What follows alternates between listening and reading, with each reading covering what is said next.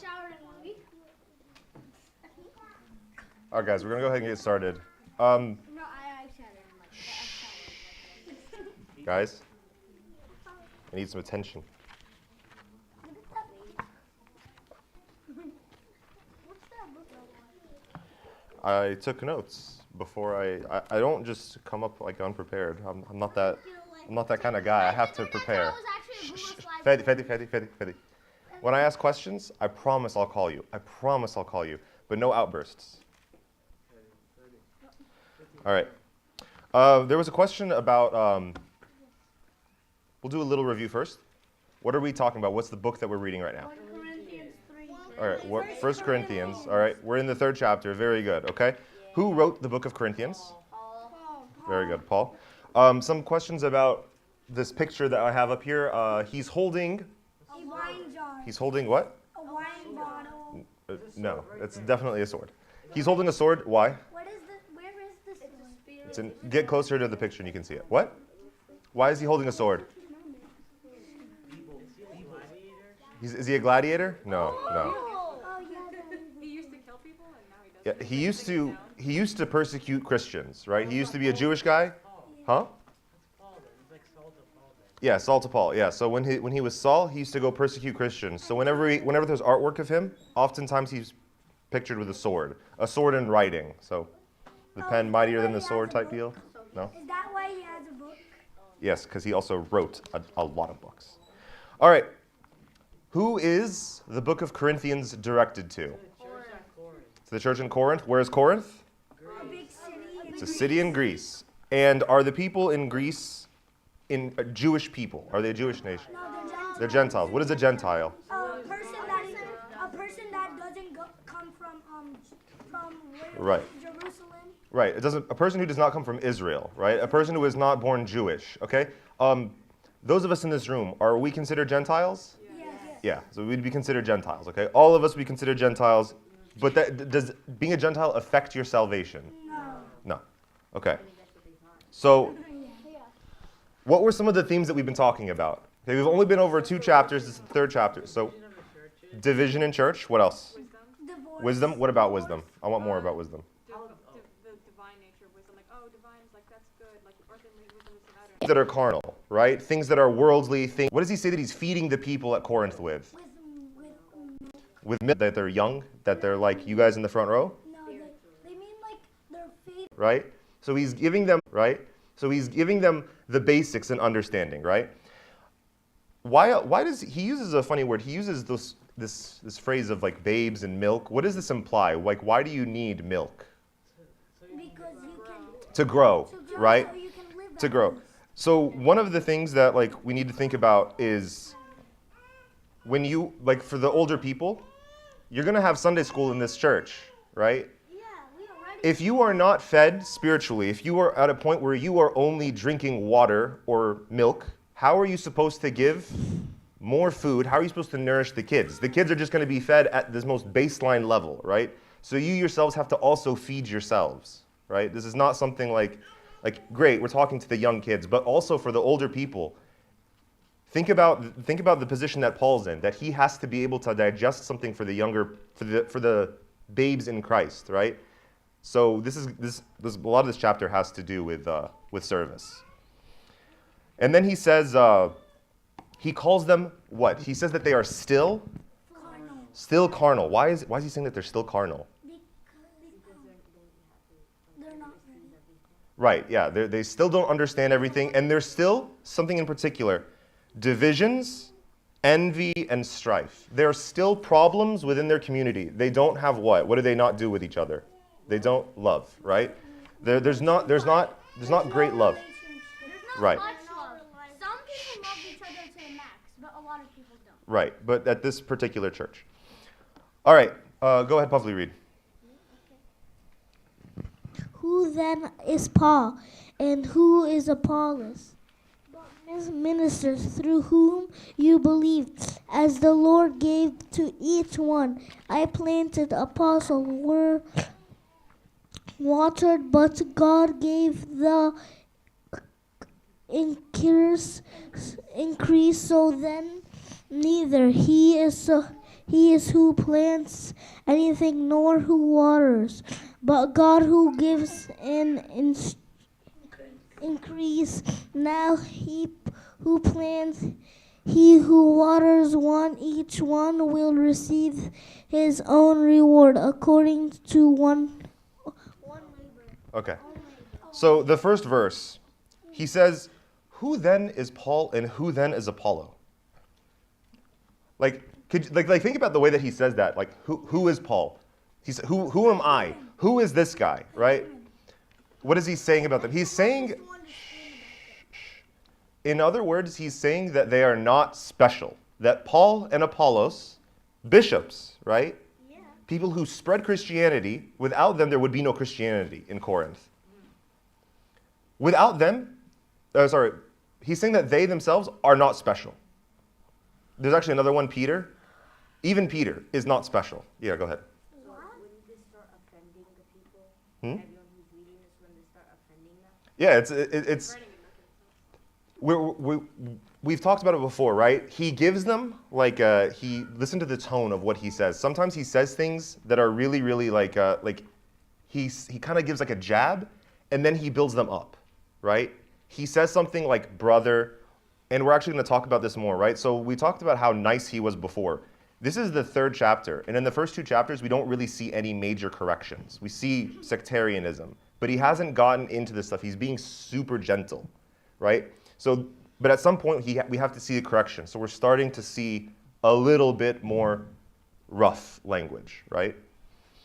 And even now, he's saying, who is Paul? He's talking about himself. He's putting himself down. He's not putting the people down. So there's a difference, right?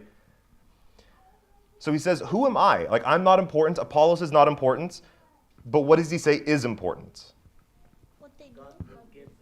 Right, yeah. He's saying that their message is important, right?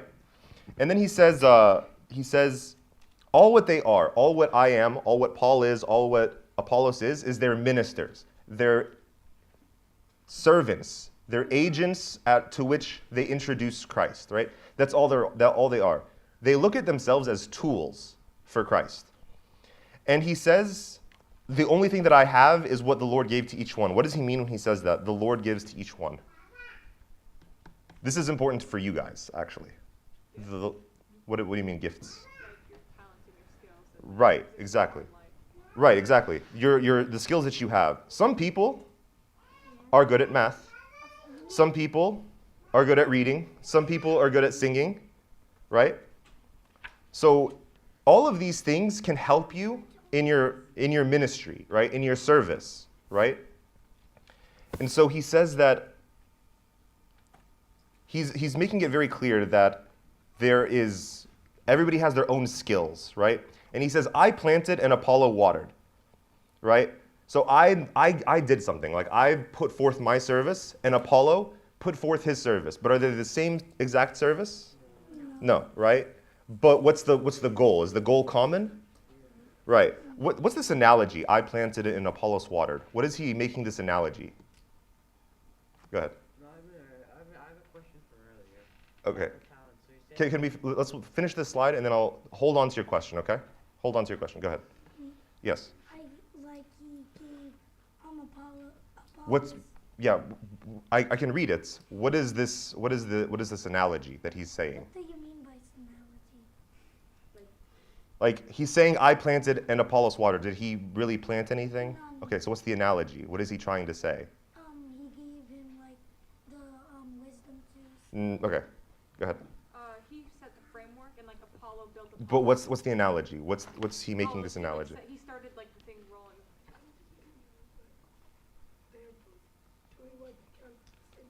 Right, they're doing what they can for the same cause. The analogy that they're using right now is like servants in a field, like farmers, right? So they're both. One is putting the seeds in the ground, and the other one was watering the seeds. So he's making them into farmers, into servants, right? And then he says, but does that matter that I planted and that Apollos watered? Is that what's going to create the good crops? Like if I was going to make a field of wheat or like an apple what are they called? An orchard of apples. If I put the seeds down and I take care of it, is that going to guarantee that I get good apples? No. What guarantees the good apples? Sun, soil. Can I control? We talked about this actually in James. Can I control the soil? Yes. Can I control? Add good soil. I can add, but I can't control if I can't control what I buy, right? What about the sun? Can I control the sun? No. So Unless you add more. ultimately, who decides whether or not my work is fruitful? God. That's what he's saying, is that I don't matter. It doesn't matter that I'm a bishop. It doesn't matter that I'm a priest. It doesn't matter that I'm a deacon. It doesn't matter that I'm a Sunday school teacher, right? All I can do is my parts. But who is the one who is going to give the fruit? God, right? That is God's responsibility, not yours. What is this is actually kind of like, it sounds kind of mean, but it's actually incredibly relieving. It's like taking a weight off your shoulders. And then he says this, neither is he who plants anything, nor he who waters. I am nothing, but God who gives the increase. He says it twice, but God gave the increase. And then he says, now he who plants and he who waters are one. Okay? What does that mean? He who plants and he who waters are one. What does that mean? Go ahead. They're both the same. Right. They're both working towards the same goal, same ministry, same service. Like maybe they have two different ways to approach it. Maybe they're doing two different things, right? But they're going on the same path. Right. Abuna, he's the one that does the liturgy, right? He dresses in black, he stands up at the front, right? And without him you can't have a liturgy, right? But that doesn't mean that he's inherently special, right? It needs the whole church, right? All of us, even the deacons, even the person that sits at the back of the church, all of us are one. We are all going towards the same goal, okay? And then he says this, each one will receive his own reward according to his own labor. Keep this in mind, because there's going to be like a scary slide in a little bit. What? Each one will receive his own reward according to his labor. Okay? By the way, what does that mean? Go ahead. Like, it doesn't really matter if, like, you're a Buna. I'm trying to make this clear with what it says.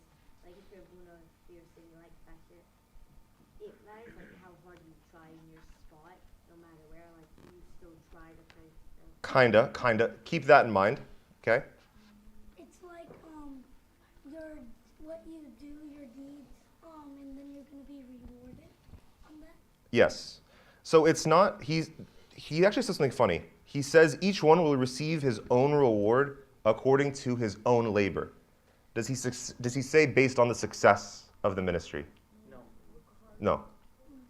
If your ministry fails, right? Like if you have a Sunday school class and it falls apart, if you guys don't remember a single thing from this Bible study, right? That's not the thing that matters. What mattered was the efforts, the time, and the heart that you put into your service. This is what counts, right?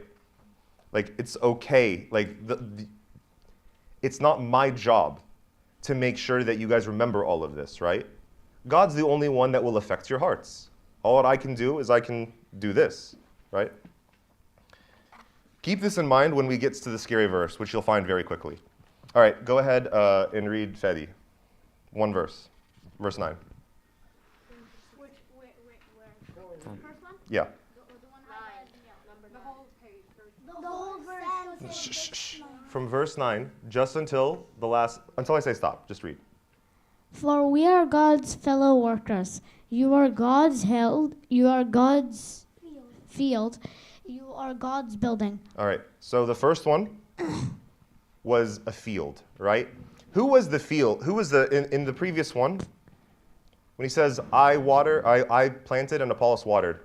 We see a distinction, by the way. Who is who in this analogy? Who is Apollo?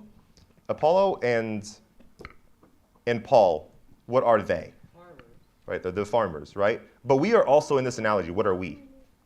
Farmers. Animals. No? It's got to be farmers. Shh. Okay, turn off the microphone. Exactly. We are the field. We are the crops, right? So the orchard that I was talking about, that would be us. Or if it was a field of wheat, we'd be the weeds, right? But we see a distinction, right? That it's something small, but even though we're going to the same goal, we see that there's a distinction between clergy and a distinction between lay people. We also see it again For we are God's fellow workers. You are God's field. You are God's building. And now we're going to go into the second analogy. So the one analogy was a field. The next analogy is going to be something else. Go ahead, Fedi, please read again.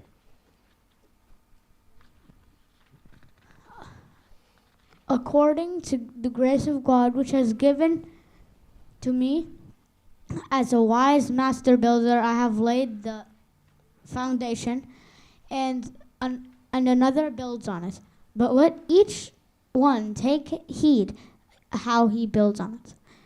For no other foundation can lay. Anyone lay. For no other foundation can anyone lay than that which is laid, which is Jesus Christ. Thank you. So we have this new analogy of a building. What is this building? So he says, you are God's fields, you are God's building. What is this building? Ministry? What? More specific, it's another word. Like the palace. The palace? The church. There we go. Yeah, the church, right? So you are God's building. You are God's church. Actually, the word church is from the Greek word tikekleseia. It means the assembly, right? So all of us are the church, right? So he says that you are the building. And what does he say that he is in this analogy? That Paul is, or that the bishops are? Go ahead. The wise master builder. What does he mean when he says that? I thought that he wasn't like anything special. He's not like different than us. But he suddenly we're seeing this this distinction now between like church leadership and the regular lay people. What does he mean when he says that he's the master builder? Yes. He's like the manager of the building. He's the manager of the building? Okay, sort of. The boss. Maybe because he was like the master builder, he had to like help like the church grow. He had to lay a foundation for it to grow, and he had to build it up. Yeah, exactly. So he had to help the building grow. Fedi, can you put your toys away?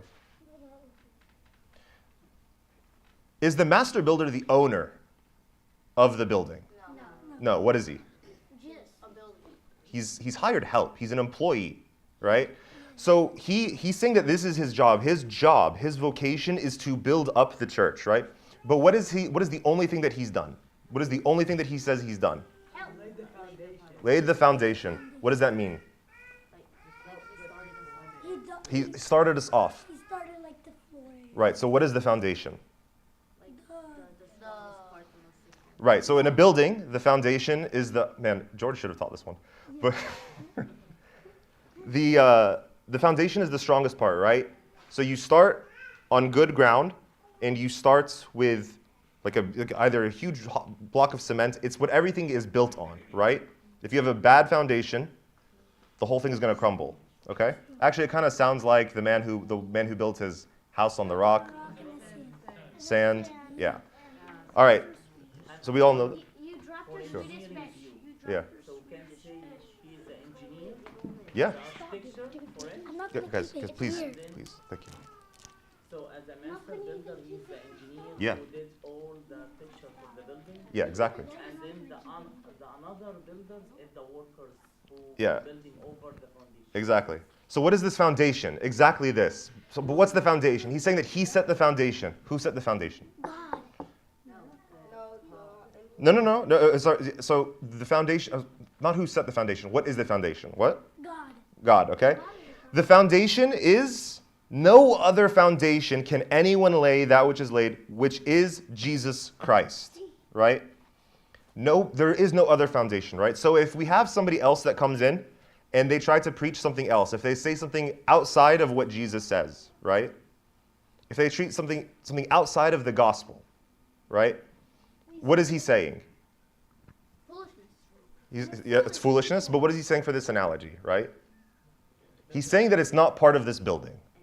It's not going, like it should not be part of this building. Okay? But he says something funny. He says another builds on it. You see the part in blue?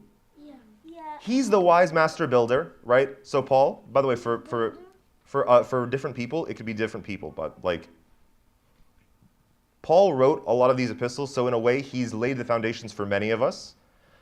But for many of us, you could also look at like Abuna as another form of like a master builder, right? He's the one that's feeding you this knowledge, right? So this is where your foundation is coming from. But when he says another builds on it, who is he saying? Who is this other person? Another person builds on it. Who is that? Okay, maybe. Maybe another priest, maybe another bishop. Maybe Paul. Maybe Paul, maybe Apollos. No. Jesus is the foundation. Jesus is like the whole message is focused on Jesus, right? So, but he's saying another will come that will build on it. Who's he talking about? So maybe Apollo, maybe another bishop, maybe another priest. Wait, maybe St. Mary? No, St. Mary's not here. What? No. Jesus is the foundation. We said that. Whoever contributes to the church, is that another? Oh, whoever contributes to the church. So what about? So could I, Two. Like, anyone adds to something else. Natalie? Could I be another builder? Yeah, you're building right now. What about you? Could you be a builder? Yes. Okay, yeah. So all of us can be a part of this building, and we're going to actually see what he talks about. Is this the scariest one? This slide is a little rough. All right, go ahead, David. Read. I'll read. No, David. Yeah, because it's scary. Now, if anyone builds on this foundation with gold, silver, precious stones, wood, hay, straw, each one's work will become clear, for the day will declare it, because it will be revealed by fire, and the fire will test each one's work of what sort it is. Is that all? Keep going. If anyone's work which he has built on endures, he will receive a reward. If anyone's work is burned, he will suffer loss. But he himself will be saved, yet so as through fire. Okay. I know. This is confusing. Let's go through it verse by. On the first sentence. Okay. We'll go one verse by one verse. Yeah. What is this foundation? If anyone builds on this foundation, what is the foundation again? God. Right, Jesus Christ, right? Jesus Christ is the foundation. Now, we see something. He says, with gold, silver, precious stones, wood, hay, or straw. I know what this means. Does he actually mean like physically building a building with wood, hay, and gold? What does he mean when he says this? Go ahead. Like the way you build a stuff. More. Flesh out your ideas. Sort of how you're teaching us now, like you're asking us our opinion, sort of at it. But it's sort of be wrong if you just flat out tell us. More. Okay, go ahead. Yeah. The purity of the intention, because it says that it's going to be tasted. Purity of intention. We're going to talk more about that. Okay, but not exactly what I'm saying. Go ahead. The different type of how the servant is teaching Yeah. So it's the different types of services, right? So there are. to his how he applied himself also. Yeah, exactly. We see that he lists six building blocks, right? Gold, silver, precious stones, and these are things that are considered by most people like precious gems or incorruptible, right? Things that don't rust, they don't decay, and they're usually very valuable. And then he talks about three other ones: wood, hay, and straw. Like you can build with wood, which is great, but we see this decay of ingredients. Like wood is usually not as strong as metals, hay is weaker than wood, and straw is weaker than hay. So like it's this degradation of things. And so he's talking about that there are different levels of services, right? Like the liturgy is a type of service, Sunday school is a type of service, fundraising is a type of service, driving is a type of service, cooking is a type of, all of these are types of services, right?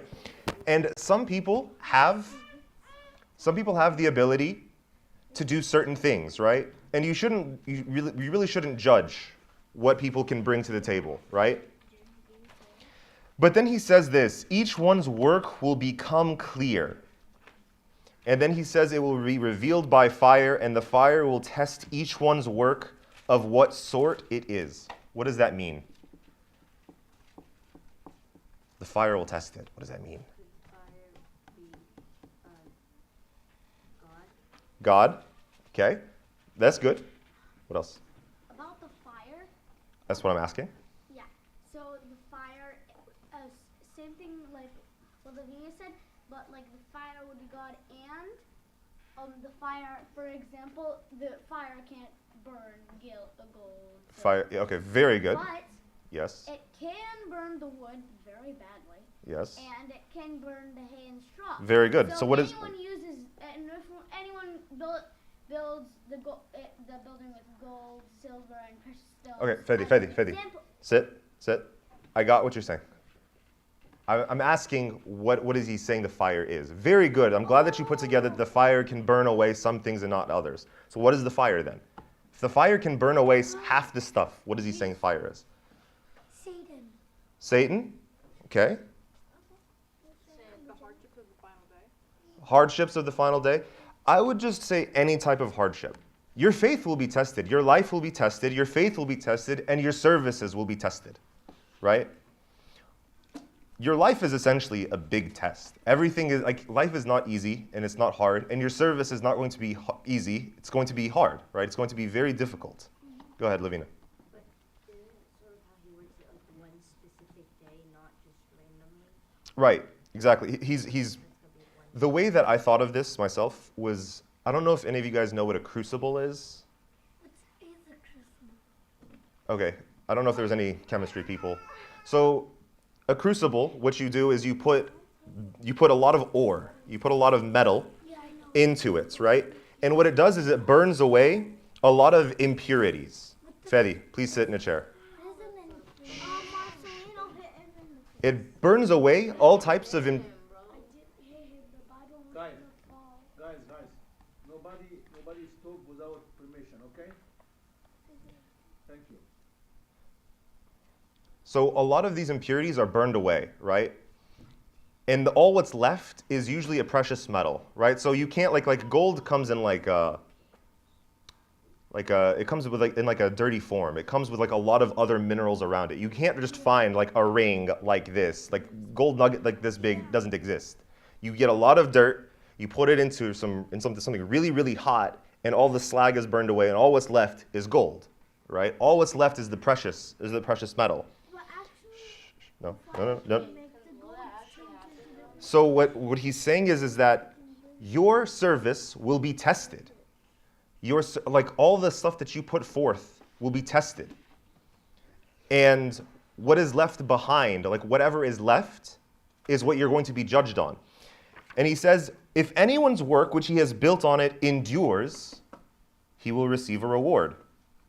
And if anyone's work is burned, he will suffer loss. What does that mean? What does that mean? You will go to hell. You will go to hell? But you tried. You're going to go to hell because you tried? No. It's because you tried, but you tried badly. Sit down. Fedi. Anthony, don't talk. Fedi, only raise your hand, okay? I'm not going to let you talk unless you raise your hand, okay? Go ahead.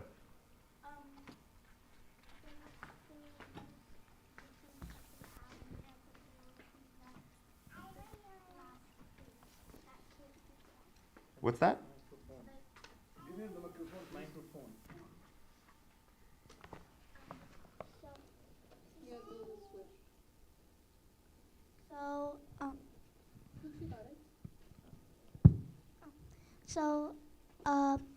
So there will be everything will be bond, but there will be the last thing that can't be bond.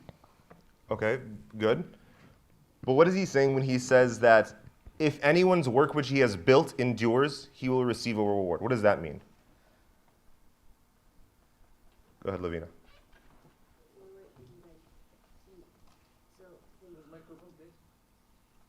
They did as much as they could in their life, within their power. So they got to go to heaven because they tried to use gold. What is the gold? What is the gold?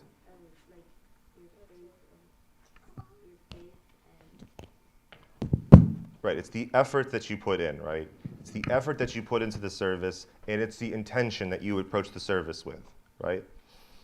So what does he says? If anyone's work is burned, he will suffer loss. What does that mean? This is loud. Go ahead, Natalie. It's like when sin like has like you sin once and it causes a cycle of sin. So like if you you start off and it's gonna get worse and worse. So you'll get through it in the end because like you still have God Christ in your heart. But like if you don't sin in the first place, you're gonna like be overall better because like you will receive reward in endurance. But like if it like burns, like it's a cycle of like hardship, but you'll get through it in the end. Okay, so for you, the burning is the sin. Yeah, or hardship. Or hardship. That's caused by the So, sin. sort of. One of the things that he's talking about is that sometimes you will have a service, or sometimes you will try at something, and you will fail. Right? You're going to fail. Sometimes you can teach a Sunday school class, and I've seen it happen, and you say something that is totally off, right? Like you say something, and what you said is not what the church believes. It's a misinterpretation of the Bible, but you've told a bunch of kids something that wasn't true. What's going to happen? Right, this is going to negatively affect them, right? But was your intention good or bad? Right, your intention, you came from a good place, even though you messed up, right? Sometimes, and it doesn't have to be like a Sunday school class. You could be driving to a camp, right? And the wheels or the brakes fail on the car, and you guys are stuck in the road. Or you get there, you get to the camp, and the camp isn't ready to accept you, and you guys are just kind of stuck. You don't have anything to do, right? Like these are failures of your service, right? And it happens along the way. But what is he saying? That, yeah, you're going to suffer loss. But you yourself will be saved as though through fire, right? Why is he saying that you'll be saved? It's because of the previous verse. The previous one. And each one will receive his own reward according to his labor. It's not the success of the service that is going to tell you what happens, right? Or it's not the success of the service. It's the effort that you put in. Are you bringing in gold? Are you bringing in silver? Are you bringing in hay and straw? Gold. What is the purity that you're approaching your service with, right? And this is especially, that's great that it's gold for you, right? But for example, for me, this lesson, right? I submitted it today, right? Actually, I only submitted a few hours ago. When should I have submitted this to Abuna? Last night? Wednesday? I knew that I was going to have to do this. I've known that I had to do this a month ago.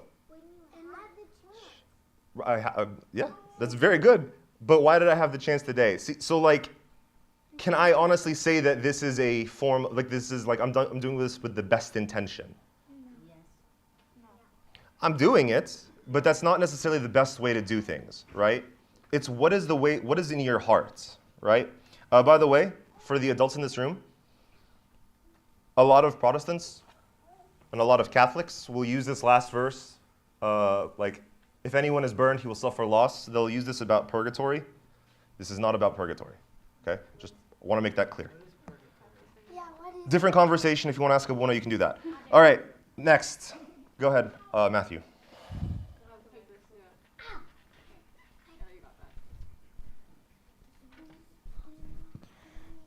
Do you not know that you are the temple of God and that the Spirit of God dwells in you? If anyone defiles the temple of God, God will destroy him. For the temple of God is holy, which temple you are. Thank you. All right, so before, it was about this collective, the collective church. And he's changed it again. What is he saying now? Individually, you are the church, right? So before, it was talking about the foundation and building it up, and that everybody who builds is building part of the church. But now he's saying that you are the temple of God. So what does that mean? What does that mean? What is he saying about you? That you are also the master builder. You are the master builder of your own heart. You control what goes in, and what comes out, right? You are the one that controls what you absorb. Are you listening to garbage? Are you watching garbage? Or do you occasionally try to listen to a liturgy, try to listen to a sermon, open a Bible, maybe say a prayer before going to bed? So you are in charge of you are the master builder of your own church. And what does he say? That you are the temple of God. As a Christian, the Spirit of God dwells in you. Somebody said it last week, not a part of the Spirit of God. The Spirit of God dwells in you. And then there's something that's very uplifting. That's very uplifting that God dwells in you, that you are the church. But it comes with a cost. It comes with a price, a responsibility. And what is that responsibility? What is the very next verse? Yeah, if anyone defiles the temple of God, God will destroy him. So he's been very nice. He likened us to a field. He likened us to a building, right? He's talking about building us, literally building us up. And then he says this, God will destroy him. Very, very harsh language. Destroy him or us? No, whoever defiles or whoever does something bad to God's church, it says God will destroy him. Yeah, he's saying it very clearly, like literally destroy him. To his heart. So To his own heart. no, destroy. It's not a spiritual destruction. God will destroy him. Put him in hell, is that? So there is, one of the things that could happen. This could be, by the way, we're not in charge of this. This could be in life. This could be mentally. This could be spiritually. Or it could be, it could be something in life, or it could be, at the end, it could be hell. But he says, but what does that mean? If God will destroy someone who defiles the church, what does that mean for us? It means how should we treat our own selves? How should we treat our bodies? How should we treat our mind and our heart? Well, right? What does it mean to destroy if you defile your own body, what is he saying what is God going to do? Right. So it's this beautiful thing where you have God dwelling in you, that you are the temple, but there's a severe, severe responsibility that comes with it. Why do you think he's saying this? What did we say? What are some of the problems that are affecting Corinth? We haven't read them yet, so it's cheating. But what do we know is coming? What are some of the problems? Anthony, you had one? Divorce, right? Go ahead. Sexual immorality, right? So we have divided families and we have husbands and wives that are treating other people that are not their husbands and wives. What else? Divorce. Oh, we said that. More. Divorce. We have people that are suing each other. We have Christians that are going to secular courts and they're mistreating each other in the government. Oh my goodness. Right? And then we see that people are that people are not treating the communion with the proper respect. So when he says, we know that these things are coming, right? We know that he's going to talk about them. And then he says this, that God is in you, and that you are the temple. But you have to respect your body as the temple. Okay? Does this mean just spiritually, or does this mean physically too? Physically. Yeah, this means physically too, right? So if I was to take a lot of drugs, or if I was to to drink a lot of alcohol, is this going to be considered something good? Or is this defiling? No. It's going to be bad to you. Right. If even something as simple as a tattoo, is that doing something good for your body, or is it defiling your body? Right. Does that mean everything that's bad for your body, physically or mentally, is doing that? Like everything? If eating a chocolate cake. No. You can have good things. You can have nice things, but there's a difference between eating a slice of chocolate cake and eating the whole chocolate cake. Okay, there's a difference. I can't wait to get fat. All right. What? It's like tattooing your body is not okay if you do it permanently, but it's kind of okay if you do it temporarily. I'm not talking about a temporary tattoo. I'm not talking about a temporary tattoo. All right. Shh. All right, guys. Go ahead, Marcelino. Let no device himself if any. Deceive. Let no one deceive. Let no one deceive himself. If anyone among you seems to be wise in the age, let him become a fool that he may become wise. Okay, thank you. What does this sound like? If anyone among you seem wise, let him become a fool that he may become wise. Go ahead. If someone like says he's smart, let him be dumb so he understands what it's like to be smart. Okay. What does it sound like he's referring to? Like the Greek guys who think Yeah, exactly. He's talking about the previous chapters, right? In the wisdom of God, the world through wisdom did not know God. It pleased God through the foolishness of the message preached to save those who believe, right? We talked about this, right? We talked about that earlier, right? So he's going back to this foolishness versus wisdom thing, but he's changed it somewhat, right? If you seem to be, like if you want to be wise, become foolish, right? That he may become wise. Why is he saying become foolish? Why become a fool?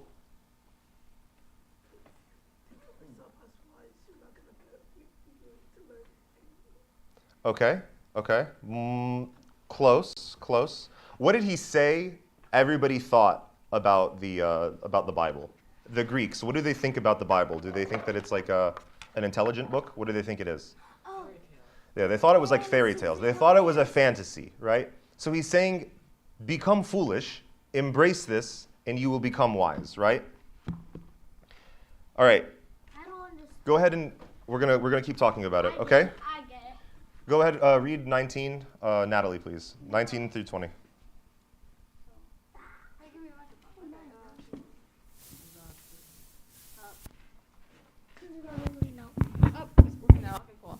For the wisdom of this world is foolishness with God. For it is written, Sorry. For it is written, He catches the wise with their own craftiness. And again, the Lord knows the thoughts of the wise, they are futile. Right. For the wisdom of this world is foolishness with God. What does that mean? The wisdom of this world is foolishness with God. The more you know, the more maybe you get harm yourself. The more you know? I mean, like, if you get a lot of knowledge about something, might be affecting you. I don't disagree, but I don't think that's what, I think you're right, but I don't think that's what Paul is talking about. We actually talked about this, right? This was from the very first lesson on Corinthians. This is the first chapter. For the message of the cross is foolishness to those who are perishing. Right? To everybody outside the church, if you're not a Christian, you're going to look at this and it's just a big book of fantasy. It's just fairy tales. But to those who are being saved, it's the power of God, right? So the same message to two different people means two different things. For it is written, I will destroy the wisdom of the wise and bring it to nothing the understanding of the prudent. Where is the wise? Where is the scribe? Who is the wise again? Where is the wise? Where is the scribe? Right. So the wise would be the Greek, right? Wise in the world. They're wise in wisdom. They're wise in philosophy. And the scribe, who is the scribe? The Jewish person. Why? Why are they the scribe? They wrote down the scripture, right? So they're very knowledgeable about the Bible. Where is the disputer of this age? Who's the disputer of this age? Okay, Satan maybe. Anybody who every single age has different people, right? So now we have like a lot of like philosophy professors who are atheists, right? So maybe in this age you could consider it atheists, you could consider it anybody from a different religion, right? Has God not made the foolishness of the wisdom of this world? That's what he's talking about when you were asking, Pavli, when you were asking what is he saying? The wisdom of the world is foolishness with God. That's this philosophy, trying to discover the truth through philosophy. The truth came, they missed it. Trying to discover, waiting for this Messiah, and just waiting and waiting and waiting. Even when you had all the prophecies, and then when he came, they missed it. right? So all of this is like foolishness. Like the world is full of foolishness. That you need this spiritual wisdom, right? That was from chapter 2. But we see this change. For the instead of it being like, believe in the fairy tales, believe in like what other people consider, he's saying the opposite now. The wisdom that you think is around you, the wisdom of all of these people around you, this is what's false. This is not true, right? And he catches the wise in their own craftiness. There's 2 verses right here. He catches the wise in their own craftiness. The Lord knows the thoughts of the wise and that they're futile. Paul included both of these verses. They're from 2 different sources. One is from Job and one is from Psalms. Why did he include these 2 separate verses from 2 different places? He catches the wise in their own craftiness, and the Lord knows the thoughts of the wise that they're futile. Why did he include both of these? Confirmation? Okay. It went well with what he's trying to say? Yeah, you guys are both right. In Job, this chapter 5, is a condemnation, right? It's condemning Job, right? Or it's God's punishment on Job, right? That was what it was interpreted as, that all of these bad things that happened to Job were God's punishment. And so when he's saying this, he catches the wise. If you have worldly wisdom, you will incur this punishment. And then he says he knows the thoughts of the wise that they're futile. In Psalm 94, this is like a psalm of mercy. It's mercy on the righteous. So he's including like punishments, like this chapter from punishment, and he's including this chapter for like mercy. So we're not going to read it. We're not going to go that far. But I just thought that was interesting that he uses these 2 verses. What else is interesting? Are these people Jewish or are they Greek? Greek. Do you think that, like why do you think he's making all of these references to something in the Old Testament? So they can know about Do you think they've read this? For the other people who are going to read it, like in the future. whoever. Okay, so maybe for us in the future, yeah, that's a good point. There's no wrong answer here. I'm just curious. Why do you think he wrote this? Why do you think he keeps including all of these verses from the Old Testament to Gentiles, not not Jews? To become available for everyone. It doesn't matter who comes from which country or what should I. To be available, right? Okay, that's a good point too. I didn't think of that. Like to convert them to Christianity. Well, they're already Christians, so he doesn't need to convert them. But why does he keep including these Jewish verses, these Old Testament verses? So they can know about the Bible. So they can know? Okay. So he knows the idea's been around for a while. Okay, yeah. I think that all of these are right, actually. I just wanted to point that out, that he keeps including these verses. All right.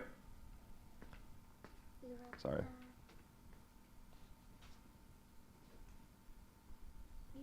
Okay, yeah, we read that. All right. Let's go ahead. Lavina, go ahead and read.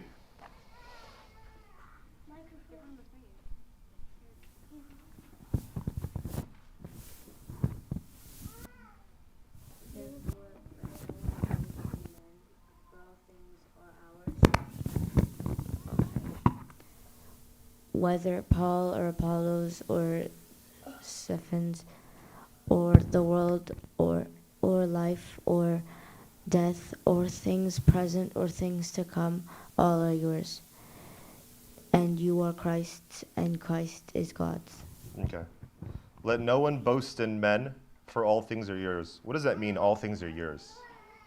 What are all things? Okay, like what? He says it. He says it. Yeah. All are yours. Your life is yours. You can do with it what you want. Yeah, your life is your own. You can do with it what you want. Death is something that's also yours, which is weird because most people think death happens to you, right? But no, death, that is under you. Like, that's yours too. And the things that are now and the things in the future, all of those are yours, right? Everything that has been built for who? For you. It's been built for you, it's been built for me, right? All of us are in control of pretty much everything. Except for God. Except what? What does not belong to you? God. It says you. You are Christ's, and Christ is God's. What does that sound like? You are Christ's. Like we are not Christ. It's basically which came first. Shh, sit down, Fedi. Don't. Like we're God. We are what? We are God. No, not we are God. We belong to God, right? It sounds like this. Like in the previous chapter, he ended it almost the exact same way he's ending chapter 3. For who has known the mind of the Lord that he may instruct him, but we have the mind of Christ. It's again, he's building them up. Everything is yours, right? Everything is yours. Your life is yours, your body is yours, your mind is yours, everything is yours. And you have the mind of Christ. Like, you are in control of everything that you do, right? But what do you belong to? You belong to Christ. Yes. That's all I have for you guys today. Are there any questions? I thought there was 23 verses. Okay, actually, I'm going to leave the questions to Awuna, and I'm kind of done.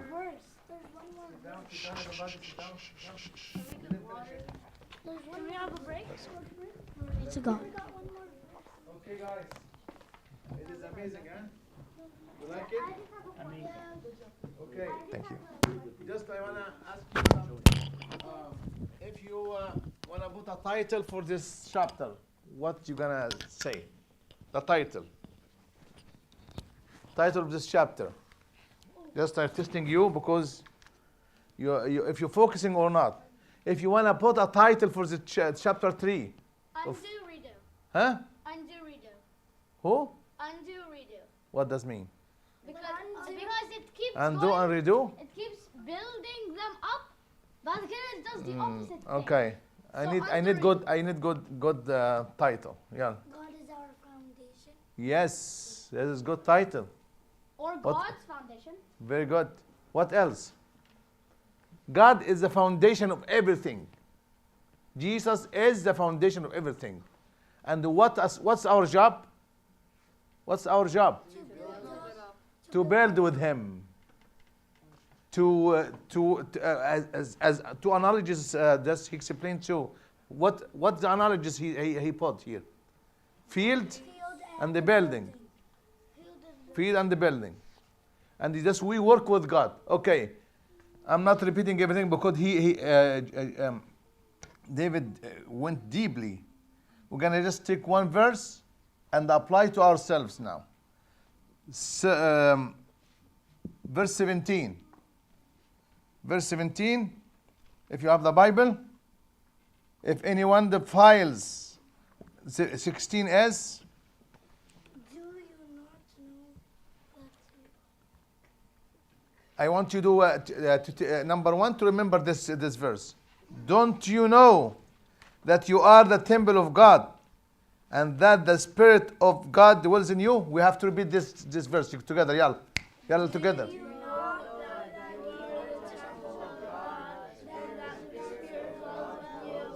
Again. 16. I'm saying 16 only. 16 only. Yalla. Don't you know? Your temple, God, and the Spirit of God dwells in you. Okay.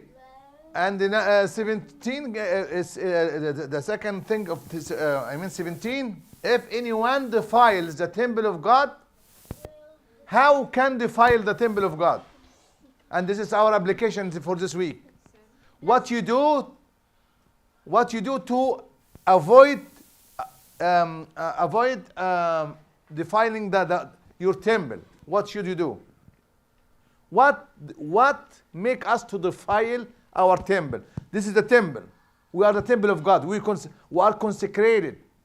We are baptized, and we take charisma, and we are the temple of God. If you destroy this building, how? How can you destroy it? How can you defile it? Like drinking or doing anything that can harm you. Yes. To what? There's something. Yes. Sin. Huh? Sin. Sin. Like saying bad words. Bad words. Good. Temptation and trials. Yeah. Something. Sin. You sin. You lie. You do bad things. Bad words. Anything defile you the temple of God. And what is the result if you defile the temple of God? You will be disobeyed. Oh, that is very dangerous. That you have to be careful, completely be careful. When you talk, don't talk bad. don't lie, don't think bad, don't sin. You have to try to keep your temple holy. Make your mouth. Holy. Okay? I got, wait, I got, Thank you. And thank you, David. Thank you very much. This is amazing, David. Okay. Now we're gonna, yes, yes. Where do you go? Sit down. We didn't finish yet. Can I get water? No. Yes, David? I have a question. Uh-huh. Well, when we were talking about the temple, it like reminded me that isn't like one of the big sins like gluttony, which means like eating a lot of food? Does that just mean like being fat, or does that mean like eating No, too much? no, no, no. I Eating is not sin, but overeating is sin. have a question though. Uh huh. Because Yes. Can you sit down? يا ابني sit- That was offensive. That was offensive. Okay, go ahead. That was very offensive. 1 sec. because like David, because like marathon runners eat 25 30,000 calories a day. Would that be considered No, like, no, what no. considers- Nothing to do with that. The defiling the temple. The only sins defile the temple of God. We are the temple of God. Only sins or anything bad you say, you think, you act, anything that's defile your body. But when you come back to repent, you repent and take the communion, you restore it back as a holy. That's why our church, because we sin, and when we sin, we defile our temple. But how can bring it back? We repent and confess and take the communion. Then we came back to the holy temple of God. Okay, yes. Is there princes in hell?